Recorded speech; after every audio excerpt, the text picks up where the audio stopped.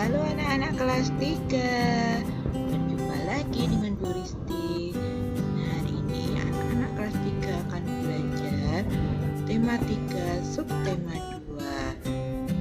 Bu Risti sudah rangkumkan untuk pembelajaran 1 sampai dengan 6. Muatannya kali ini adalah muatan bahasa Indonesia. Dan muatan bahasa Indonesia kali ini akan belajar tentang wujud benda. Disimak ya.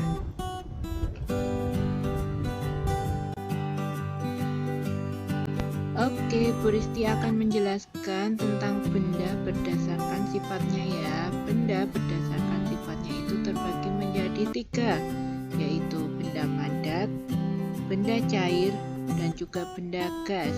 Nah, sudah dicontohkan ya. Itu benda padat itu yang berbentuk padat, itu seperti batu itu ya. Nah, untuk benda cair itu sudah dicontohkan di situ, ada air di dalam teko ya. Oke. Nah, terus kemudian untuk benda gas dicontohkan di situ dengan balon ya, yang sudah terisi dengan udara sehingga mengembang.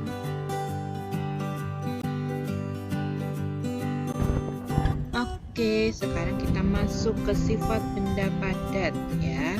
Sifat benda padat itu yang pertama tidak dipengaruhi oleh wadahnya ya. Terus yang kedua dapat berubah-ubah bentuknya. Di sini akan Bu Risti jelaskan satu persatu ya maksud dari sifat benda padat ini. Yang pertama itu tidak dipengaruhi oleh wadahnya.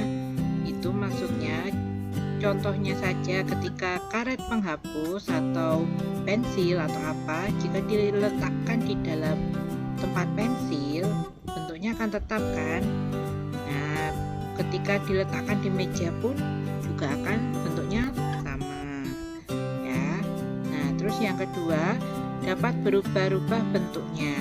Itu contohnya piring yang pecah itu bisa menjadi terbelah-belah ya, itu dapat berubah bentukan semula utuh jadi terbelah-belah. Nah, begitupun juga dengan kertas, jika disobek pun juga akan berubah menjadi berlembar-lembar kecil-kecil ya, sesuai ukuran sobekannya. Oke, itulah contoh dari sifat benda padat. Nah, sekarang Bu Risti akan jelaskan untuk sifat dari benda cair ya. Benda cair itu yang pertama mengikuti wadahnya. Terus yang kedua, permukaannya akan selalu tenang dan datar ya. Nah, yang ketiga mengalir dari tempat yang tinggi ke tempat yang lebih rendah. Nah, Bu Risti akan jelaskan. Yang pertama yaitu mengikuti wadahnya. Contohnya air jika ada di dalam botol bentuknya akan mengikuti botol atau seperti botol. Nah, ketika dituang ke gelas maka bentuknya akan mengikuti bentuk gelas tersebut ya. Ketika ditaruh di teko juga akan mengikuti bentuk di teko itu. Nah, terus yang kedua permukaan yang tenang dan selalu datar. Ini maksudnya sekalipun ya dimiringkan dalam keadaan tenang, permukaannya akan tetap datar ya. Benda cair ini permukaan selalu datar walaupun dalam keadaan miring. Nah, yang ketiga mengalir ke tempat yang lebih rendah. Itu contohnya jika kalian pernah lihat air terjun, nah itu contoh cair ya. Nah, itu dari tempat tinggi ke tempat yang rendah. Nah, contohnya aliran sungai juga itu juga dari tinggi ke rendah.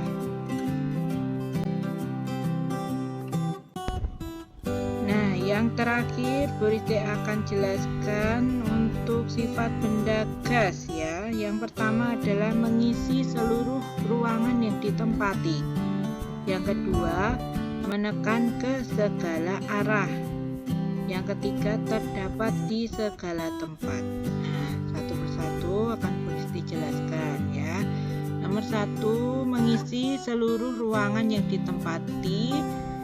Itu maksudnya ketika kita meniup balon ya, udara itu akan masuk untuk mengisi ruangan dalam balon itu, dan kemudian balonnya bisa mengembang ya melalui udara ya. Nah, terus kemudian yang kedua, menekan ke segala arah. Nah, balon yang ditiup itu tadi udaranya itu menekan ke segala arah ya, jadinya bisa terisi semuanya dan akhirnya mengembang. Terus yang ketiga, terdapat di segala tempat. Nah, ini gas yang terdapat di segala tempat dimanapun berada adalah udara ya. Kita menghirup itu pun juga menghirup udara ya kan. Nah, oke.